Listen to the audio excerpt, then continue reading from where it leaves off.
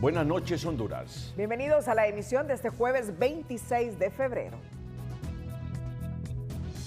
La noticia del día es presentada por Claro. Más velocidad con Claro Fibra. Recibí 800 megas por solo 1,100 lempiras.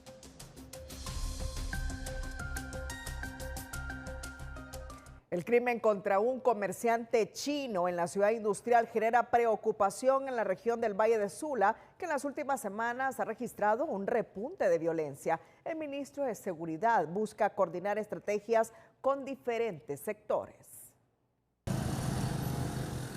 Adentro de su negocio de repuestos de motocicleta en el barrio Las Flores de San Pedro Sula, fue acribillado Chin Lian Chen, de 56 años, originario de China. Crimen que refleja la ola de violencia del país y que deja una mala imagen, pues la víctima es un extranjero, lamentan ciudadanos. Es lamentable cómo se mira la delincuencia aquí en nuestra nación Honduras. Es lamentable que estas noticias lleguen a otros países, ¿verdad? La policía maneja varias hipótesis sobre el crimen, incluyendo la posibilidad de una venganza tras una fuerte discusión que habría tenido la víctima con un cliente en meses anteriores, pero se buscan más indicios según las autoridades. Ya serán los entes tanto de las diferentes fiscalías que entendemos también tendrían acción que tomar en este caso, y también como parte de los datos que puedan recolectar en este caso los peritos de la DPI para resolución de este caso. La zona norte, Lloro y el litoral atlántico han sido escenarios de varios crímenes en las últimas semanas, como los asesinatos del abogado René Altamirano en San Pedro Sula, el ganadero Tomás Becerra en Tela, una pareja en El Progreso, la estudiante de medicina y el más reciente caso de hoy donde murió un asiático.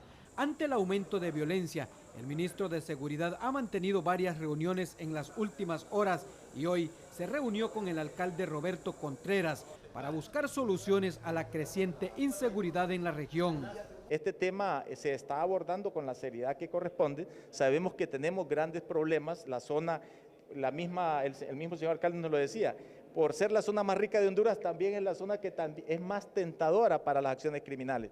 En ese sentido, tenemos que ser estratégicos, actuar de manera quirúrgica, identificar dónde está el problema y una vez que esté plenamente identificado, atacarlo. Aunque la principal hipótesis sobre esta muerte es la venganza, diversos sectores cuestionan que no debe de haber ninguna motivación para matar a una persona. Orly Martínez, Telenoticias.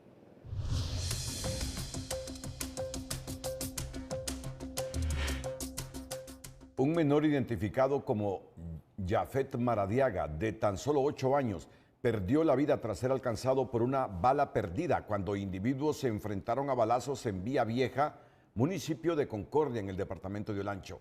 El alcalde Marcio Suazo lamentó la muerte del menor, señalando que este hecho enluta a todo el pueblo. Un niño, que por irresponsabilidad de alguna persona hizo unos disparos y murió un niño de 8 años, que eso es lamentable, un niño con un futuro por delante. Los familiares del menor hacen un llamado a las autoridades competentes para que investiguen a fondo este crimen y logren capturar a los responsables de este lamentable hecho. En la audiencia inicial por el crimen de la estudiante de medicina Valeria Alvarado, la Fiscalía solicitó recalificar el delito de asesinato a femicidio agravado. El juzgado con jurisdicción nacional admitió la solicitud y programó resolución para este viernes. La investigación continúa. Desde San Pedro Sula, los detalles con Zulma Tomás. Ariel Alexander Boquín Chávez y Denis Alexander Galván Canales comparecieron a audiencia inicial la mañana de este jueves ante la mirada de varias personas que permanecían en el Palacio de Justicia, la mayoría lamentando el hecho en el que se les vincula, el asesinato de la joven progreseña Valeria Alvarado Borjas, delito por el que la Fiscalía solicitó la recalificación a femicidio agravado. Ambos detenidos ya contaban con otras acusaciones incluso en otros municipios del país. Se supone que trabajan en forma orquestada y que realizaron una serie de eventos delictivos desde el departamento de Intibucán, en Comayagua y en Lloro y también acá en Cortés.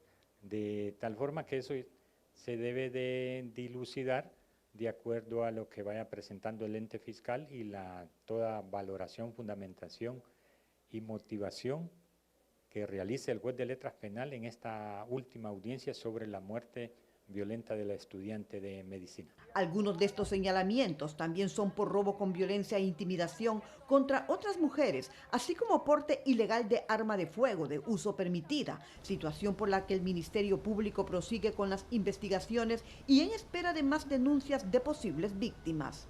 Con los antecedentes que se tiene y que se ha logrado recopilar, efectivamente estos individuos tenían hacia la víctima, en este caso las mujeres, una atracción fuerte. Esta atracción puede ser emanada por situaciones de mentalidad o otro tipo de acciones. Lo que sí que el Ministerio Público tiene abundantes insumos que pueden permitir en su momento presentar requerimientos fiscales contra estos individuos por otros hechos que habrán cometido en otras partes del país. Las autoridades de la Policía Nacional indican que hay un fuerte compromiso para que casos como el de Valeria y otros en los que se les vincula a los detenidos no queden en la impunidad. Este caso es un caso que a todos los que somos padres nos ha afectado, porque ver a una joven en esa condición. Sin embargo, ratificamos nuestro compromiso de que vamos a tener una investigación profesional, sustentada en la evidencia, enfocada a dar respuesta a las personas. No pudimos prevenir este caso, pero sí lo vamos a investigar como corresponde. Los equipos de investigación han estado focalizados, es un equipo muy especial el que lleva el caso, incluso hay antecedentes de otros casos vinculados. Tras varias horas en audiencia inicial, se ha fijado para este viernes la resolución de los imputados en la causa que enfrentan por 4 delitos.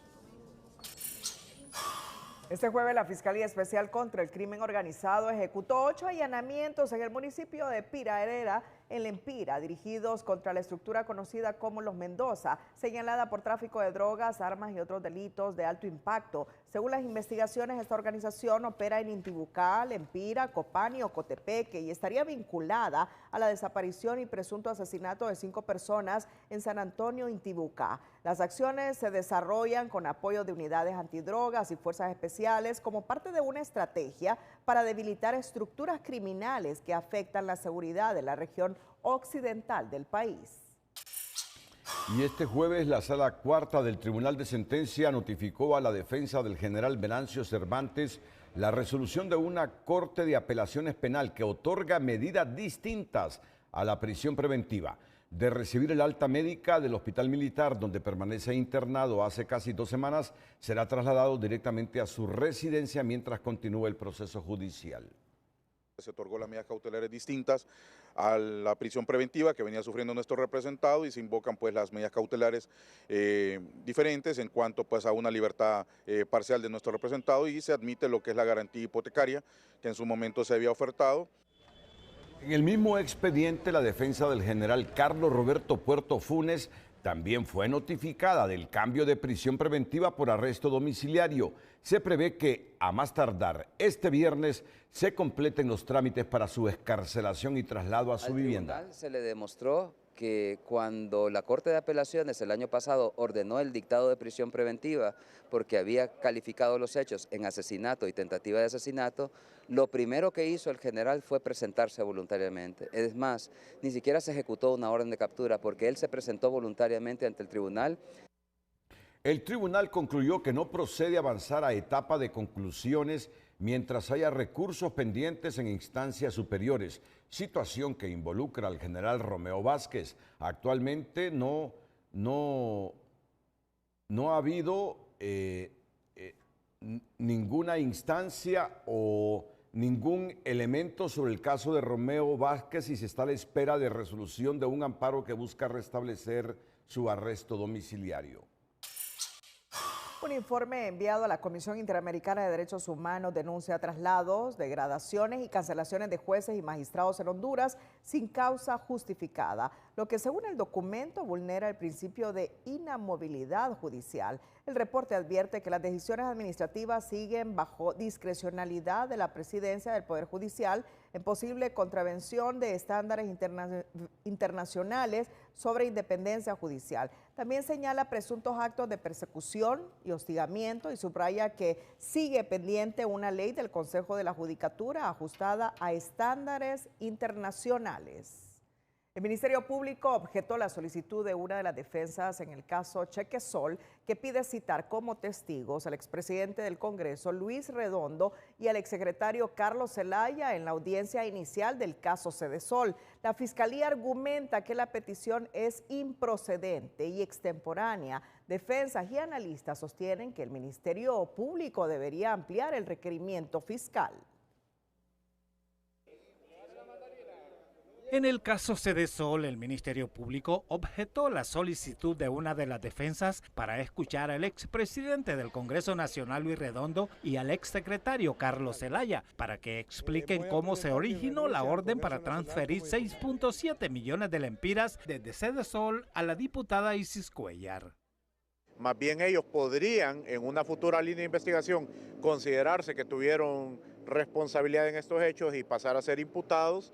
Entonces no están bajo ningún régimen de protección para no atender las citaciones que libre el órgano jurisdiccional. Si tienen elementos que podrían aportar para resolver el caso, deberían de ser admitidos. Y si son admitidos, están obligados a declarar. Por tanto, el Ministerio Público no debe de oponerse.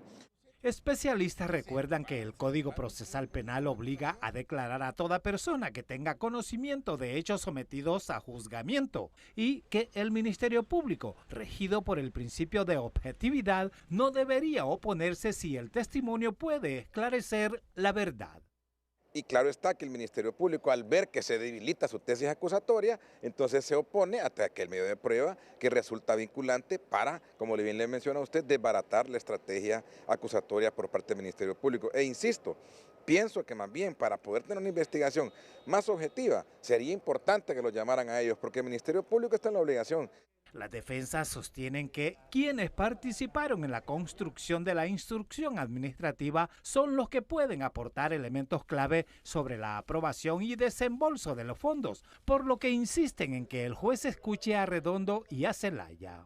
Es válida la pretensión de la defensa 2 y el Ministerio Público pues hizo una argumentación no tan sólida en la oposición, pero al final será el juez natural que va a decidir en su resolución el día lunes si considera que es pertinente escuchar para el esclarecimiento de los hechos que se imputan su declaración tanto del señor expresidente del Congreso como del señor exsecretario del Congreso Nacional.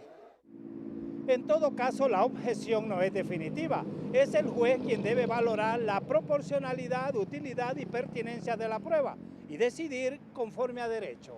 Vicente Turcios, Telenoticias. Bueno, vamos a seguir con nuestra agenda, pero no queremos que queden cabos sueltos. En relación a la decisión del Tribunal de Sentencia que ha cambiado medidas a dos generales procesados, Venancio Cervantes y también a Carlos Roberto Puerto Funes, lo que queremos dejar también sentado es que Romeo Vázquez está a la espera de resolución de un amparo que busca restablecer su arresto domiciliario. Bueno, pasemos ahora con este avance al Congreso Nacional de la República. Diciendo aquí que el compañero Sergio viene mafufiado. Ese muchacho Segura se echa hierba, pero son especulaciones. Dos diputados se acusan de consumir drogas después que el Congreso Nacional aprobara moción antidoping. Atentos a estas noticias aquí en el Noticiero Líder. Antes de todo lo que ha pasado en el Legislativo, el personaje 5 estrellas de esta noche en el Noticiero Líder se orienta otra vez al ámbito educativo, donde la ingeniera Rosalpina Rodríguez, rectora y presidenta ejecutiva de Unitec, CEUTEC, consolida su liderazgo con una visión enfocada en la innovación y el desarrollo académico nacional. Personaje 5 estrellas es presentado por Crow, servicios profesionales de consultoría y auditoría.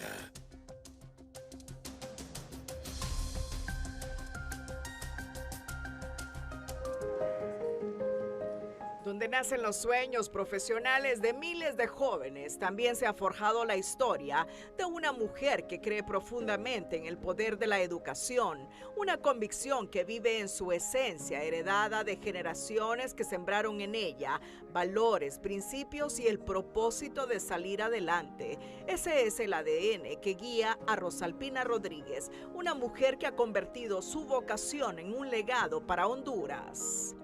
Soy el resultado del legado de mis abuelos, de mis padres, familias de clase media, donde me han dado ejemplo del trabajo duro, de honestidad, de la educación como herramienta para salir adelante. Yo creo que hay mucho de eso en mí. Pero además soy mamá, soy esposa y soy fotógrafa y soy apasionada, como saben, por la educación. Su esfuerzo, pasión y compromiso marcaron su camino desde muy joven, cuando descubrió en las aulas como estudiante y como docente no solo una profesión, sino el lugar donde encontraría su propósito. La ingeniera Rosalpina Rodríguez ahora se desempeña como presidenta ejecutiva y rectora de Unitec Ceutec. Tuve la suerte de que muy joven, casi recién egresada de la universidad, me invitaran a dar clases. Pero el ver lo que es la chispa de la mirada de un estudiante cuando aprende algo y sobre todo esa responsabilidad que se tiene frente a un grupo, yo sabía que ahí era la mejor trinchera donde yo podía aportar como profesional. Madre de 3 hijos, esposa, líder ejecutiva, fotógrafa y con múltiples reconocimientos, representa a la mujer de hoy en día que ha aprendido a equilibrar sus roles sin renunciar a su propósito. Toda mujer que trabaja hemos vivido con esa dualidad, de que ese equilibrio se dé desde lo natural, desde en el trabajo encontrar tu propósito, desde aquí sentirme bien. Como rectora de una universidad privada, la ingeniera en metalmecánica cree firmemente en el poder de las personas, pero en especial en el poder de los jóvenes para transformar la realidad del país. Yo estoy convencida, pero realmente convencida en el poder de la educación, en cómo es la fuerza más poderosa en una familia, en una sociedad, en un país, para lograr equidad y un verdadero desarrollo económico. Por su disciplina, compromiso, liderazgo y una trayectoria de más de 30 años en la educación, Rosalpina Rodríguez es nuestro personaje 5 estrellas. Acusaciones cruzadas de consumo de drogas entre los diputados Mario Segura y Sergio Castellanos encendieron el debate en el Congreso y terminaron con una moción para que los legisladores se sometan a pruebas antidoping. Han hecho bullying de un compañero del compañero Sergio, a quien yo respeto mucho, diciendo aquí que el compañero Sergio viene mafufiado. Hoy tiene el compañero Sergio la oportunidad de hacerse su prueba y demostrarles a estos irresponsables que él es un hombre íntegro y en sus 5 sentidos. Yo estuve de gerente de ventas, para aquellos que creen que no me dedicaba a otras cosas, antes de la política en el departamento del Paraíso hace muchos años, y los chambres de barrio, me acuerdo que decían, ese muchacho Segura se echa hierba, pero son especulaciones. Es de resaltar que Mario Segura fue el primer diputado en someterse a estas pruebas el pasado martes, dando un resultado negativo. Bueno, es nuestro Congreso, así que no se sorprendan.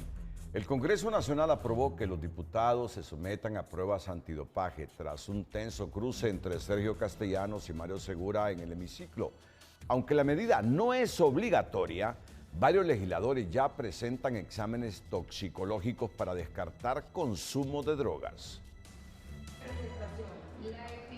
La moción fue aprobada por unanimidad de votos y el debate pasó del hemiciclo al laboratorio. ¿Dónde usted la hizo?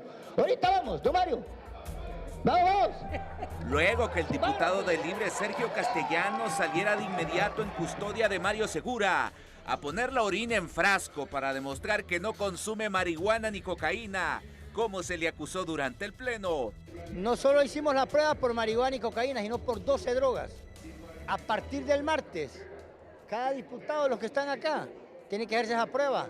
Tiene que empezar por la Junta Directiva, por el presidente del Congreso, por la bancada del Partido Nacional. La bancada del Partido Nacional tiene un compromiso, tiene que demostrar que lo que venden no lo consumen, pero que se hagan la prueba.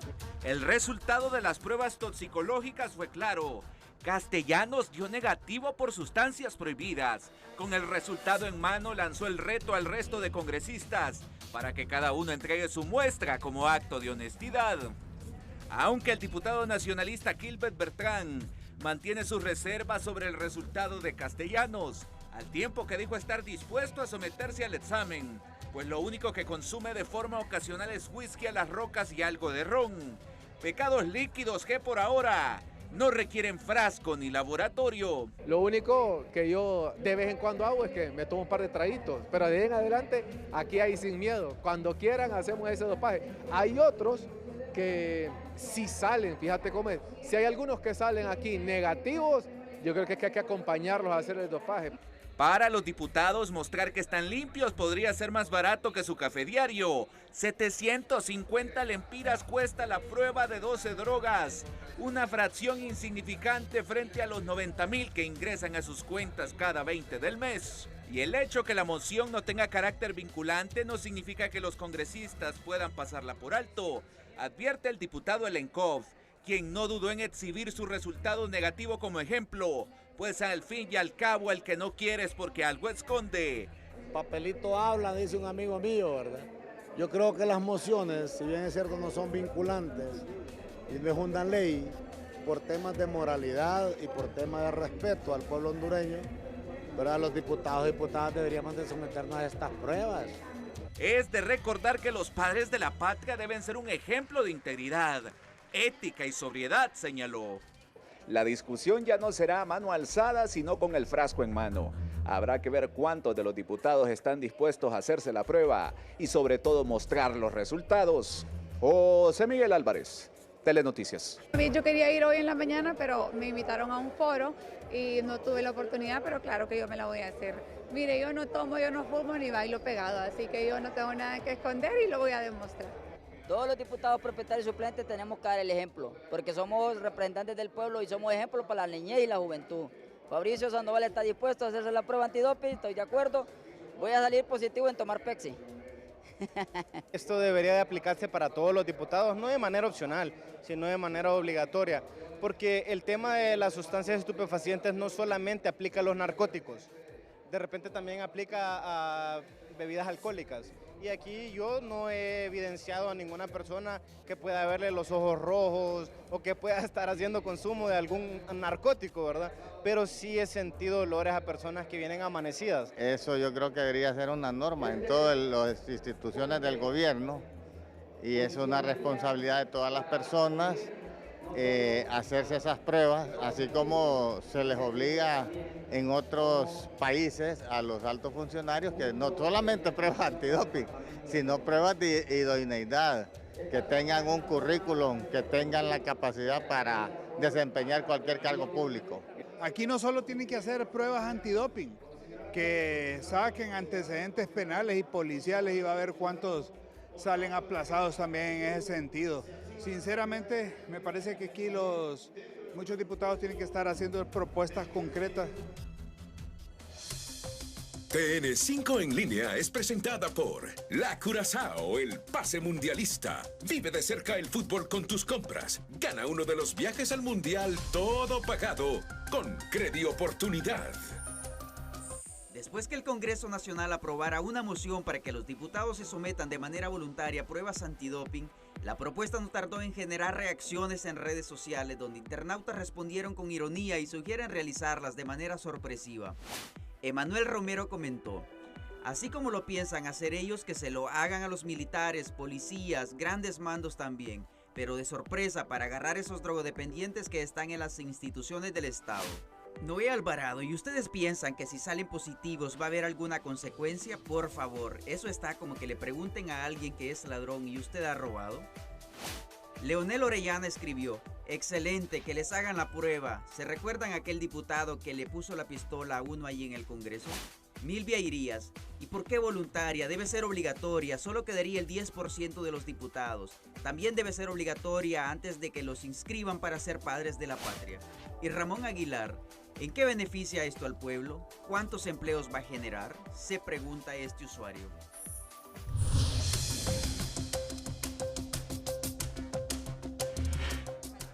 La diputada liberal Alia Niño Cafati presentó este jueves una iniciativa de ley orientada a reducir el número de diputados de 128 a 82. Personas nuevas, conscientes, personas que realmente estamos buscando la austeridad.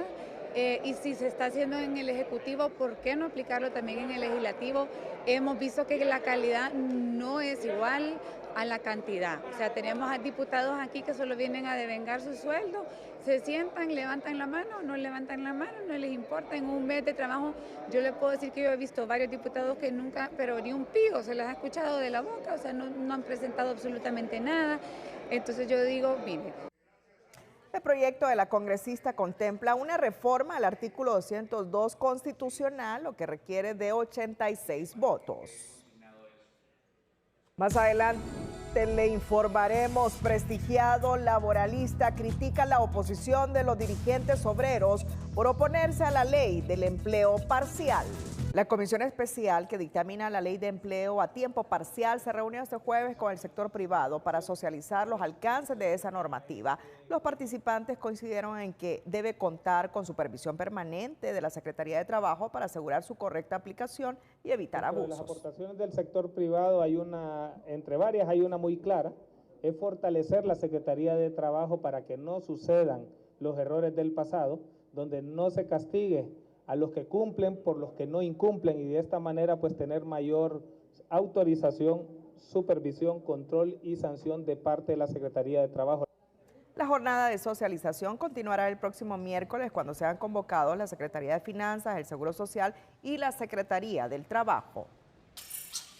Para el abogado laboralista Germán Leicelar, la dirigencia obrera tiene todo el derecho de participar y cuestionar algunos puntos con los que no estén de acuerdo con la nueva versión de la ley de empleo parcial. Lo que no se puede aceptar, insiste, es que se opongan a todo. Tienen mucho que decir y tienen que ser escuchados, pero lo que no podemos seguir diciendo es que cada propuesta, no, yo me opongo porque no es lo que yo quiero, es lo que no me gusta. Se tiene que construir un diálogo donde todos aporten para poder hacer cambios, porque la necesidad ahí está.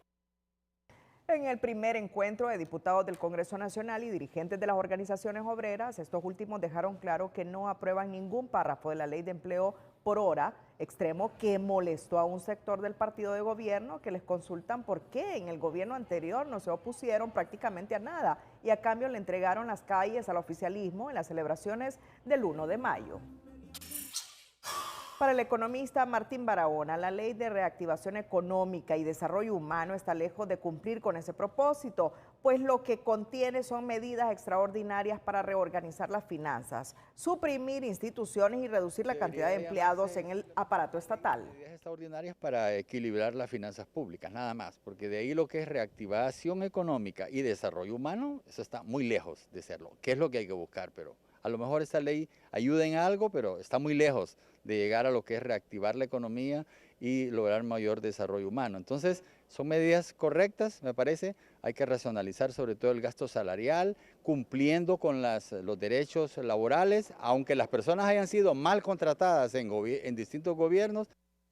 Según Barahona, es necesario reducir la cantidad de instituciones del Estado, pero evitando crear nuevas dependencias que anulen el esfuerzo de austeridad. Señala que el gasto en salario del sector público supera los 110.000 millones de lempiras, cuando a su criterio debería rondar los 70.000 millones, sin afectar la calidad de los servicios que recibe la población. La Ley de Reactivación Económica y Desarrollo Humano, aprobada en el Congreso Nacional de Honduras, busca ordenar las finanzas públicas y aplicar medidas extraordinarias para enfrentar la crisis fiscal. Sin embargo, la iniciativa genera dudas, especialmente por su impacto en empleados públicos y en quienes mantienen demandas laborales contra el Estado, ante la incertidumbre sobre los mecanismos que se utilizarán para resolver esos procesos. Sin mayor resistencia se aprobó el miércoles en el Congreso Nacional la Ley de Reactivación Económica y Desarrollo Humano, una iniciativa del Poder Ejecutivo que busca racionalizar el gasto público y aplicar medidas fiscales y financieras extraordinarias, un giro para aplaudir pero también para pedir otros complementos para que sea efectiva, advierte este economista. Está bien, vamos a ahorrarnos gastos y eso está perfecto. Pero eso debería traducirse, si vemos el otro lado de la moneda, en una reducción de impuestos también. Porque si no, entonces no hay reactivación económica. Más allá de establecer un régimen temporal y excepcional para enfrentar la situación de las finanzas públicas, restablecer el equilibrio macroeconómico y promover el crecimiento sostenible, el desarrollo humano y el fortalecimiento institucional del Estado, la medida deja más preguntas que respuestas, sobre todo en el trato a los empleados públicos que están dentro y los que quieren regresar. Expertos en derechos laborales sugieren al presente gobierno que no se aproveche de la necesidad, mucho menos de la vulnerabilidad de los empleados públicos, tanto los que están dentro como los que esperan una conciliación y negociación para regresar. Y es que trasciende que de fondo existe la intención de llamar uno por uno a los empleados públicos que tienen demandas contra el Estado, sentarlos, crearles el mejor escenario para regresar a cambio de sacrificar parte de sus derechos laborales, sobre todo los salariales. Lo que es innegociable son los derechos adquiridos. Aguinaldo, 14º mes, vacaciones y salarios caídos únicamente cuando la demanda está promovida para pago de prestaciones, porque le pone fin al contrato la demanda, porque pide el trabajador ser indemnizado. Pero si es reintegro y se llega a un acuerdo al reintegro, los salarios caídos, ningún juez los va a disminuir porque incurriría en responsabilidad. También circula la versión que el Estado estaría contratando un bufete de abogados privados para negociar con todos los demandantes del gobierno central y las descentralizadas. La idea es agilizar el proceso y restarle sentimientos partidarios a la negociación. ¿Por qué me tiene que pagar el Estado si tiene su propio despacho legal, que es la representación que tiene el Estado a través de la Procuraduría General de la República, que tiene todo un equipo de abogados? ¿Perdón? Las desconcentradas tienen sus propios abogados también, que los tienen contratados. Desde el gobierno aclaran que no existe ni el proyecto ni la intención de afectar a los trabajadores, a quienes les respetarán todos sus derechos y conquistas laborales. Lo que sí se busca, aclaran, es salirle al paso a las demandas que en años resultarían impagables. No solamente son los salarios caídos, no solamente es el reintegro, sino que también están los aumentos dejados de percibir. Y al final del día, quien tiene que pagar estas sentencias es el Estado de Honduras con los impuestos de los hondureños. Según el texto de reciente aprobación en el Legislativo, una vez pagadas las indemnizaciones, estas extinguen la obligación ante los tribunales y si un empleado se niega a recibir el pago, la institución podrá consignarlo ante la autoridad competente para evitar incrementos en los montos. El Banco Central de Honduras emitió una circular detallando los cambios al reglamento de negociación en el mercado de divisas y al mecanismo de subasta. Entre las principales medidas destaca que las personas naturales y jurídicas podrán realizar compras de divisas por monto de hasta $100,000 diarios, sin necesidad de presentar documentación soporte, ya que se mantenía en $10,000. Pero cuando las solicitudes superen ese monto, deberán presentar facturas, contratos, estados de cuenta de préstamos u otra documentación que respalde la operación, según el tipo de transacción, importaciones, pago de deuda, dividendos, servicios o inversiones. Por otra parte, quienes demanden montos de hasta $10,000 no necesitarán aplicar la subasta. Repetimos esto. quienes demanden montos de hasta $10,000 no necesitarán aplicar la subasta, sino comprar directamente las divisas en las instituciones financieras. Asimismo, no se exigirá respaldo adicional para conceptos como gastos de viaje por turismo, negocios o salud, pago de comisiones y gastos financieros, inversión directa en el exterior, desinversión en Honduras, pago de servicios diversos y ahorros e inversión, siempre que se mantengan dentro de los límites establecidos por la normativa. Tras años de escasez de dólares y regulación cambiaria, el Banco Central modifica su estrategia y simplifica el acceso a divisas. El presidente del banco asegura que la medida busca devolver confianza al mercado. Analistas advierten riesgos y piden vigilancia para evitar especulación e impactos en el tipo de cambio.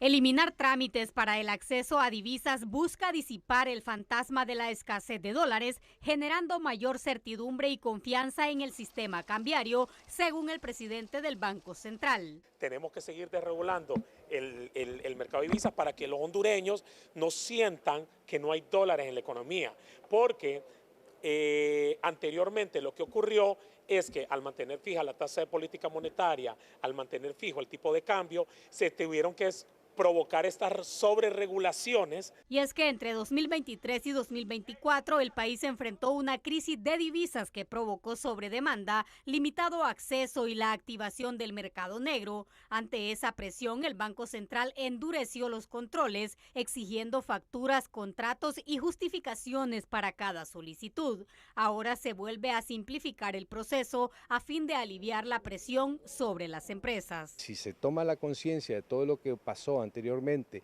y se hacen las cosas correctamente, va a ser beneficioso para cualquier empresario mediano, pequeño o gran empresario del país. Expertos consideran que la simplificación trae beneficios, pero que también conlleva riesgos, por lo que recomiendan monitorear la demanda para evitar la especulación, proteger las reservas y prevenir la depreciación del lempira. La relajación de las medidas podría reactivar la sobredemanda de dólares, incentivar mayor consumo, provocar fuga de capitales o incluso acaparamiento y lavado de activos, aunque consideran que el nivel de riesgo ha disminuido. Yo creo que el Banco Central debe definitivamente mantener una vigilancia sobre qué tanto se dispara la demanda de dólares, porque como le digo, en el pasado, cuando se comenzó a abrir de buena fe el mercado, la demanda superó la oferta y eso generó una escasez de la divisa. Se eliminan trabas, costos operativos y eso es una buena noticia.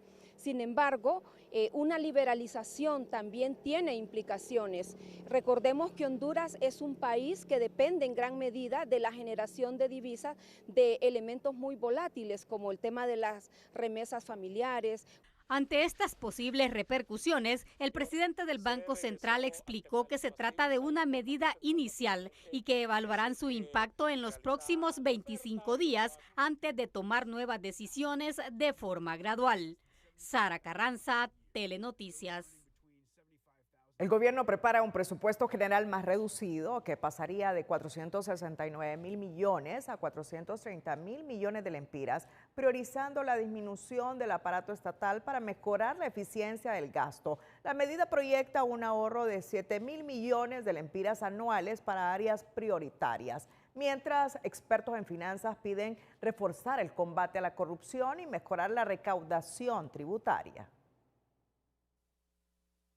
El gobierno prepara el presupuesto general del Estado más reducido, al pasar de 469,000 millones a 430,000 millones de lempiras, según confirmó el secretario de Finanzas. La disminución del aparato estatal será el eje central de la propuesta que aún está en construcción y busca priorizar la eficiencia en el gasto público. Una reducción considerable de este gasto para poder tener lo que buscamos desde el día 1, responsabilidad fiscal por parte del gobierno de la República. La reducción del aparato estatal permitirá al Estado ahorrar 7,000 millones de lempiras al año, recursos que serán destinados a áreas prioritarias, sostuvo el titular de Finanzas. Estudiando cómo va a quedar el presupuesto en materia de salud, en materia de educación, también las transferencias a los alcaldes, es muy importante señalarlo. Hasta ahora la Secretaría de Infraestructura ya tiene elaborado su presupuesto para este año según su titular. Asciende a 15.000 millones de lempiras. De ese total, 10.000 millones corresponden a fondos nacionales, de los cuales 6.000 millones se destinarán al pago de deuda. Asimismo, se contemplan 5.000 millones de lempiras provenientes de financiamiento externo para la ejecución de grandes proyectos. Nosotros tenemos ya listo un presupuesto y formulado para la Secretaría de Infraestructura y Transporte.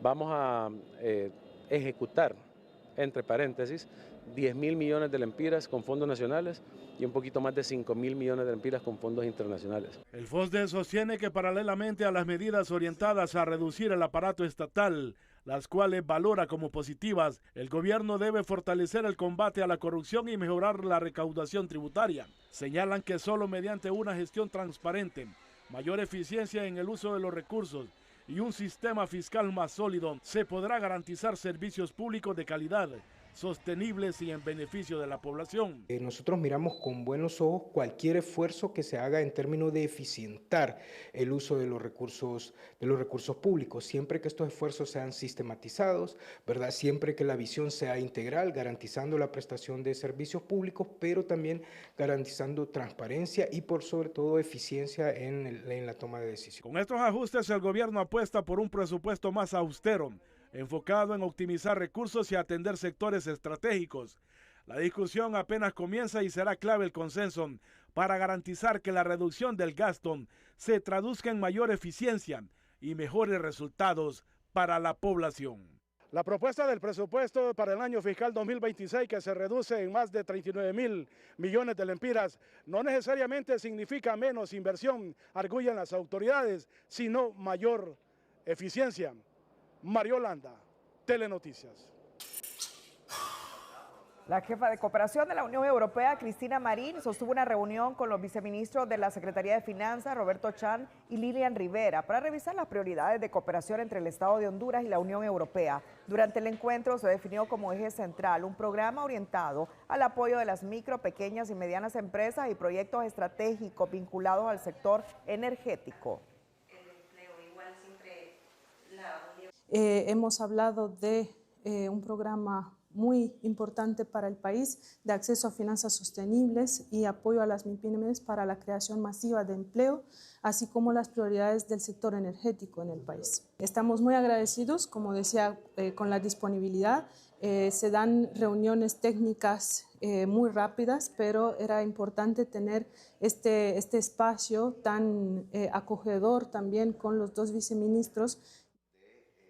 Marín destacó que ya existen proyectos formulados y algunos fondos, tanto reembolsables como no reembolsables, que podrían implementarse en los próximos meses, incluyendo operaciones financieras con el Banco Europeo de Inversiones. La presidenta ejecutiva del Banco Centroamericano de Integración Económica, Gisela Sánchez, se reunió con el presidente Narri Afura para revisar la cartera de proyectos y definir prioridades de la nueva administración. El BCE mantiene en Honduras una cartera superior a 1.400 millones de dólares, con enfoque en infraestructura, salud y recuperación ambiental. Ambas partes acordaron acelerar la ejecución y avanzar en nuevas iniciativas para impulsar el crecimiento y el empleo. Después de la pausa, Tomás Zambrano advierte que cada día crece la lista de los diputados favorables con el juicio político. La reciente reforma a la ley electoral que permite a los consejeros del Consejo Nacional Electoral solicitar licencias no remuneradas. En su publicación señaló que los órganos que requieren objetividad e imparcialidad deben estar encabezados por titulares verdaderamente independientes y planteó si un consejero que pida licencia para desempeñar temporalmente un cargo en el Ejecutivo podría mantener esa independencia. Asimismo, dejó abierta la interrogante sobre un posible conflicto de intereses. En la misma línea, el exmagistrado del CNE, Germán Lobo, advirtió que permitir licencias a los consejeros podría debilitar la institucionalidad del órgano electoral al considerar que el CNE necesita estabilidad y dedicación exclusiva, especialmente en un contexto político sensible de cara a futuros procesos electorales. Una reforma a la ley electoral aprobada en el Congreso Nacional y orientada a permitir licencias temporales a consejeras del Consejo Nacional Electoral enciende el debate sobre la estabilidad del ente electoral en el legislativo. Aseguran que solo se amplió un derecho laboral. Sectores críticos advierten que el foco debe estar en el fortalecimiento institucional de cara a las próximas elecciones. La reforma aprobada en el Congreso Nacional a la ley electoral que permitirá a los consejeros del CNE solicitar licencias sin goce de sueldo ha despertado las alarmas en algunos sectores, al considerar que podría debilitarse la institucionalidad del órgano encargado de los procesos electorales del país. El debate, a criterio de este analista, no debería centrarse en la aprobación de permisos temporales para los funcionarios, sino en el fortalecimiento del Consejo Electoral de cara a los próximos comicios. Lo que parece un poco con poca comprensión o poca lógica es el hecho de que regresen, por ejemplo, en el hipotético en el último año y vengan directamente a dirigir un proceso electoral. Pero más allá de eso es ver la institucionalidad, es ver el Consejo Nacional Electoral. ¿Cómo va a quedar el Consejo Nacional Electoral? ¿En manos de quién va a quedar el Consejo Nacional Electoral? ¿Qué preparativos se van a estar realizando en el Consejo Nacional Electoral previo a primarias, previo a elecciones generales también? ¿Y cómo se va a fortalecer el Consejo Nacional Electoral? En el Congreso sostienen que solo se aprobó una facultad que tienen todos los empleados públicos y detallan que será el legislativo el encargado de nombrar a los consejeros interinos mientras dure el permiso. Si llegan a pedir esa licencia, el Congreso elegiría un consejero interino por el tiempo que gocen de ese permiso o licencia. Es decir, el Congreso va a elegir con 86 votos consejeros interinos por las personas que soliciten su licencia. Cuando ellos regresen al puesto del CNE, el interino deja de funcionar. Sin embargo, esa atribución del Congreso Nacional para designar suplentes temporales preocupa a este experto electoral. Manifiesta que la ley ya establece la temporalidad de los cargos en el caso de los consejeros del CNE y quienes deben asumir las suplencias. La Constitución de la República establece que la duración del cargo es por 5 años. Entonces, si eligen otros en estas alturas, sería por 5 años.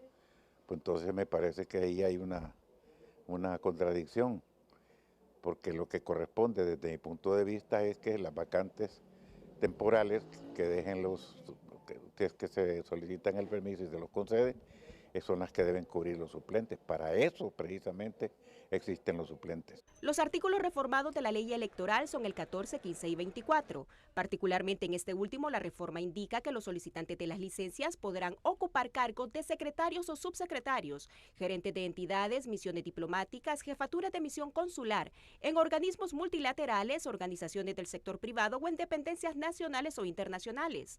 Para este abogado, la medida no responde a una necesidad institucional y solo constituye un beneficio político partidario para las consejeras del CNE. Estas reformas, permisos o licencias otorgados en el Congreso Nacional a favor de que las consejeras puedan gozar de estos permisos para desempeñar cargos diplomáticos en el extranjero obedecen a negociaciones del bipartidismo como un premio a las funcionarias por el desempeño que tuvieron en el pasado proceso electoral, que fue altamente cuestionado. El debate está abierto y mientras el Congreso Nacional asegura que solo se amplió un derecho laboral, algunos sectores advierten que se podría alterar el equilibrio del CNE y en un país donde la credibilidad de las elecciones no ha sido plena, la estabilidad del órgano electoral es clave para la democracia. Miren ustedes lo que ha ocurrido. ¿Quién es Alexia Rivas, Cristina? La vicepresidenta de la Asamblea de El Salvador. Y después de que ganó las elecciones, Narri Afura, bueno, no lo ha reconocido como presidente de Honduras el presidente de El Salvador, Nayib Bukele. Pero hoy, la diputada Alia Cafati presentó una iniciativa de ley para reducir de 128 diputados, ¿a cuánto? A 82. El Congreso Nacional de Honduras. Esa fue la iniciativa que presentó Alia Cafati. Y mira que ha reaccionado la vicepresidenta de El Salvador, Alexia Rivas. ¿Qué dice Alexia? En El Salvador redujimos también la cantidad de diputados en la Asamblea Legislativa para acompañar la visión del presidente Bukele y así reorientar fondos en beneficios tangibles para los salvadoreños. Le deseo suerte, diputada Alia Cafati. Honduras se lo merece. La vicepresidenta de El Salvador. Me interesó eso que presentó la diputada. Sí, una reacción. Sí. Y ahora que El Salvador reaccione cuando hay un nuevo gobierno en Honduras, oíme, es como milagroso. Y bueno, y Alia Cafati no se quedó atrás y reaccionó al ver que su colega diputada vicepresidenta, no es diputada, que la vicepresidenta de El Salvador reaccionó a esa iniciativa que presentó. ¿Qué es lo que postea Alia Cafati? Esto es lo que le responde, vicepresidenta. Muchas gracias por sus palabras y por el respaldo. En Honduras estamos convencidos de que la eficiencia institucional es clave para fortalecer la democracia y reorientar recursos hacia salud, educación y desarrollo. Seguiremos luchando con responsabilidad y determinación para que esta reforma avance. Honduras merece un Congreso más eficiente. Bueno, aunque aparentemente hay frialdad en las relaciones políticas de gobierno a gobierno, me van a disculpar la expresión, pero siempre la utilizo, con el culito del ojo, con el rabo del ojo, ambos países siempre ven y qué están haciendo. Sí. Sigamos. El presidente del Congreso Nacional, Tomás Zambrano, reconoció este jueves que cada vez son más los diputados y de todas las bancadas que se le acercan para recordarle que está pendiente el juicio político para varios funcionarios que salieron de una elección en segundo grado y que atentaron contra la institucionalidad y democracia del país en las pasadas elecciones primarias y generales.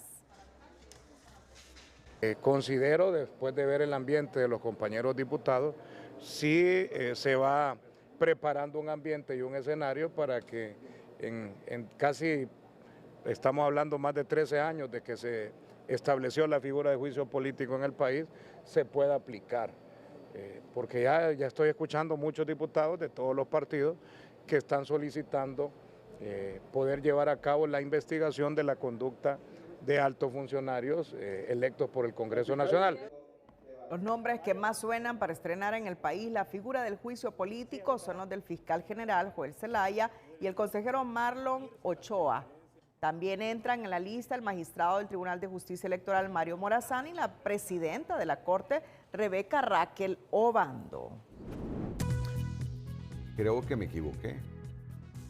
Alexia Rivas es la vicepresidenta del Congreso. Tú lo dijiste, ¿verdad? Sí, del Legislativo, y usted replicó vicepresidenta, pero bueno, tal vez algunos televidentes... pero creo que me equivoqué. Yo cuando me equivoco rectifico. Alexia Rivas es la vicepresidenta del Congreso, es decir, de la Asamblea Legislativa de El Salvador, que felicitó a la diputada Alia Cafati por la iniciativa de ley que presentó hoy, tendiente a reducir de 128 diputados a 82 los legisladores hondureños. Ella no es vicepresidenta del Ejecutivo, es la vicepresidenta de la Asamblea Legislativa. Creo que me equivoqué y por eso rectifico. ¿Qué dice la expresión popular histórica? Que rectificar es de sabios. Así es, Renato. Rectificar es de sabios. Prefiero dormir tranquilo hoy rectificando que irme con la conciencia intranquila que dije que Alexia Rivas es la vicepresidenta de El Salvador. El asunto es que reaccionó un funcionario salvadoreño, en este caso una mujer, la vicepresidenta, ante la iniciativa que presentó una legisladora hondureña para reducir el número de diputados en el Congreso Nacional, porque ya El Salvador lo hizo. Las condiciones del tiempo para esta próxima jornada con César Quintanilla. El estado del tiempo es presentado por Sudagrip. Al primer síntoma de la gripe, toma Sudagrip.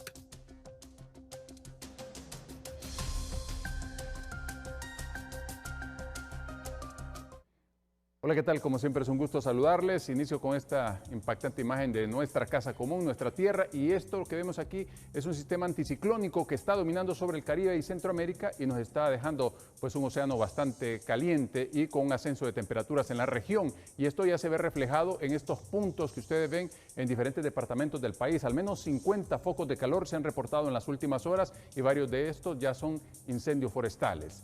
Esperamos para esta jornada de viernes que continúen las corrientes en superficie, pero son corrientes de aire cálido que están justamente circulando en Centroamérica. Ahí en la parte norte de Costa Rica un sistema de baja presión y está dejando lluvias solamente allí en la parte baja de Centroamérica. En la parte alta, específicamente sobre nuestro territorio, esos vientos pues arrastran siempre un poco de humedad y por eso el punto más húmedo para esta próxima jornada es ahí sobre el departamento de, gracias a Dios, un poquito de Colón y la parte oriental del departamento de Olancho, y se refleja justamente en estas precipitaciones hacia horas de la tarde en esos puntos que he especificado. Y pues aquí en los acumulados vamos viendo cómo avanza esa humedad y llega justamente a esta zona de Olancho. En el resto nos quedamos con la condición seca y estable, temperatura de 38 grados Celsius en la zona sur, anticipando que para el fin de semana podríamos tener hasta 40 aquí en el sur, 31 aquí en el centro, entre 28 y 32 ya en la parte norte, hasta 34 en el occidente y 33 las máximas en algunos puntos de Olancho, mientras el índice ultravioleta se mantiene a 12 para estas próximas horas con tendencia a elevarse hacia el fin de semana. Tome en cuenta este pronóstico y cuídese mucho, siempre le queremos como televidente y no como noticia. Que la pasen bien.